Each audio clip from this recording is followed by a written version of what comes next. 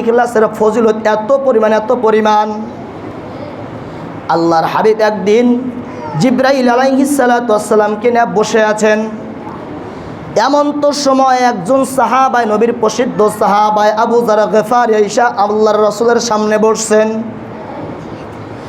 আল্লাহর রাসূলের সামনে আয়েশা নবীর সাহাবী আবু যার বসার পরে জিবরাইল আলাইহিস সালাতু ওয়াস সালাম ডেকে বললেন, ও আবু যার, তুমি কেমন আছো?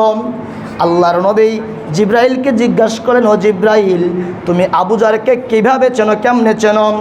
আল্লাহর হাবিব যখন জিবরাইলকে জিজ্ঞাসা করলেন, জিবরাইল সঙ্গে সঙ্গে বললেন, ও আল্লাহর পয়গম্বর, আমি আবু যারকে চিনি শুধু একটু, কিন্তু আমি চিনি শুধু তা নয়, কিন্তু গোটা আসমানের ফেরেশতা সবাই আবু যারকে চেনে। সুবহানাল্লাহ। আল্লাহর নবী জিজ্ঞাসা করলেন, ও আবু যার, ও জিবরাইল, কেমনে করে আবু যার এত অর্জন করলো? আসমানের সমস্ত ফেরেশতা কিভাবে আবু যারকে চিনল? জিবরাইল ডাক কয়, আবু যারের দুইটা গুণ রয়েছে। কয়টা গুণ? আরো জোরে কোন কয়টা গুণ? এক নাম্বার গুণ হলো আবু যার গফারি কখনোই মানুষের সাথে বেয়াদবি করতো না, মাথাটা সবসময় নিচু করে চলতো, মানুষের সাথে প্রয়োজন ছাড়া অপ্রয়োজনীয় কথা বলতো না, মানুষের কাছে কখনো যাইয়া মিথ্যা শিকায়াত বরজত করতো না, গুনাহ করতো না। এই কারণে আল্লাহর পছন্দ এই আবু যারকে গোটা আসমানের ফেরেশতা চিনতে চায়। দুই নাম্বার গুণ কি? দুই নাম্বার বললেন, এই আবু যার সবসময়ের জন্য সূরাতুল ইখলাস তেলাওয়াত করত। সুবহানাল্লাহ। এই সূরা ইখলাস তেলাওয়াত করার কারণে আবু যার মায়ের নবীর কাছে, আসমানের সমস্ত ফেরেশতার কাছে দামি হয়েছে কি হয় নাই? আরো জোরে কোন হয়েছে কি হয় নাই? শুধু তাই নয়, আল্লাহর হাবিবের কাছে একজন গরিব দরিদ্র সাহাবা আসলেন।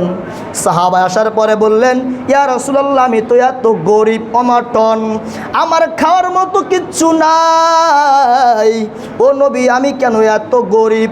আমি কিভাবে চলতে পারবো? আমার আহাল পরিবার না চলার ব্যবস্থা করেন। আল্লাহর হাবিব বলে দিলেন, ও গরিব সাহাবা, তুমি শুনে নাও, তুমি যদি ভালো মতো চলতে চাও, তুমি বারবার একটা আমল করবা। এই আমলটা কি বললেন?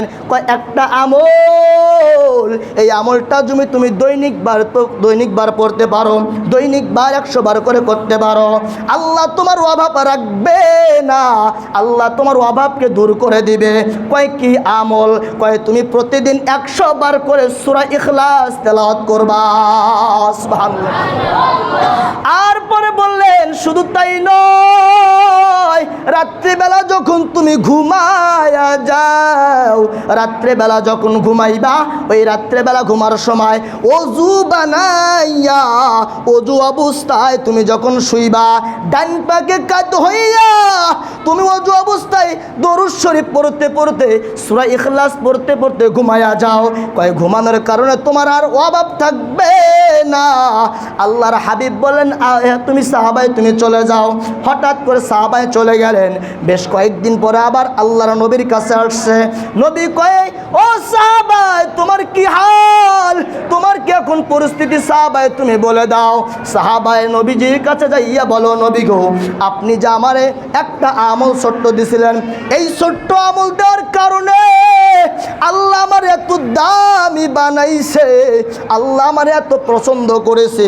কয় কেমনে পছন্দ করলো? আমি দৈনিক দিন 100 বার করে সূরা ইখলাস তেলাওয়াত করেছি। আমি যখন রাত্রেবেলায় বিছনায় ঘুমাই,